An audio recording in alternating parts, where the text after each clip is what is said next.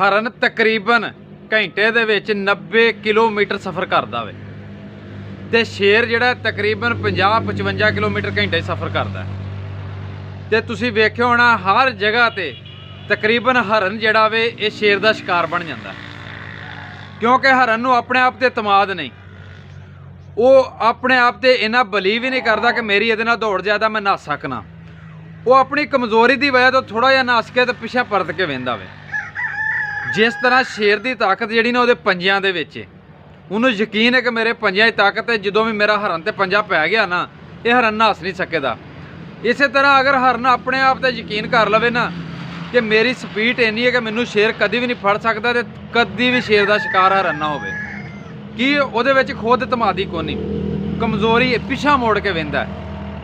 ਇਸੇ ਤਰ੍ਹਾਂ ਹੀ ਕਈ ਲੋਕ ਨੇ ਉਹ ਆਪਣਾ ਪਿੱਛਾ ਮਾਜ਼ੀ ਮੋੜ ਕੇ ਵਹਿੰਦੇ ਰਹਿੰਦੇ ਨੇ। ਮੈਂ ਨਾ ਪਿੱਛਾ ਮੋੜ ਕੇ ਨਹੀਂ ਵੇਖੋ, ਆਪਣਾ ਮੁਸਤਕਬਲ ਵੇਖੋ। ਹੋ ਸਕਦਾ ਇੱਕ ਦੋ ਦਫਾ ਤੁਹਾਨੂੰ ਕਿਸੇ ਕੰਮ 'ਚ ਨਾਕਾਮੀ ਹੋਈ ਹੋਵੇ, ਤੁਸੀਂ ਸਾਰੀ ਜ਼ਿੰਦਗੀ ਉਸ ਨਾਕਾਮੀ ਨੂੰ ਹੀ ਆਪਣੇ ਸਿਰ ਤੇ ਸਵਾਰ ਕਰਕੇ ਨਾ ਬੈਠੇ ਰਹੋ।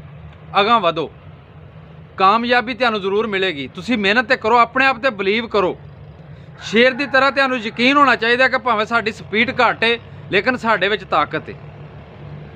ਕਈ ਲੋਕ ਇਸੇ ਤਰ੍ਹਾਂ ਕਰਨ ਲੱਗਦੇ ਨੇ ਤੇ ਪਿੱਛੋਂ ਕੁਝ ਲੋਕ ਉਹਨਾਂ ਦਾ ਮਾਜ਼ੀ ਯਾਦ ਕਰਵਾਉਣਾ ਸ਼ੁਰੂ ਕਰ ਦਿੰਦੇ ਨੇ ਕਿ ਤੁਹਾਡੇ 'ਚ ਕਮਜ਼ੋਰੀਆਂ ਹਨ, ਤੁਸੀਂ ਇਸ ਗੱਲ ਤੋਂ ਨਾਕਾਮ ਹੋ ਗਏ ਸੀ। ਉਹਨਾਂ ਦੀਆਂ ਗੱਲਾਂ ਤੇ ਤਵੱਜੋ ਨਹੀਂ ਦੇਣੀ, ਆਪਣਾ ਅਗਾਂਹ ਵਧੋ, ਆਪਣੇ ਆਪ ਤੇ ਯਕੀਨ ਕਰੋ। ਬਾਕੀ ਖੁਸ਼ ਰਹੋ ਤੇ ਹਮੇਸ਼ਾ ਖੁਸ਼ੀਆਂ ਵੰਡੋ, ਹੱਸਦੇ ਰਹੋ ਤੇ ਵਸਦੇ ਰਹੋ। ਅੱਲਾਹ ਪਾਕ ਹਮੇਸ਼ਾ ਤੁਹਾਨੂੰ ਸਲਾਮਤ ਰੱਖੇ। ਆਮੀਨ।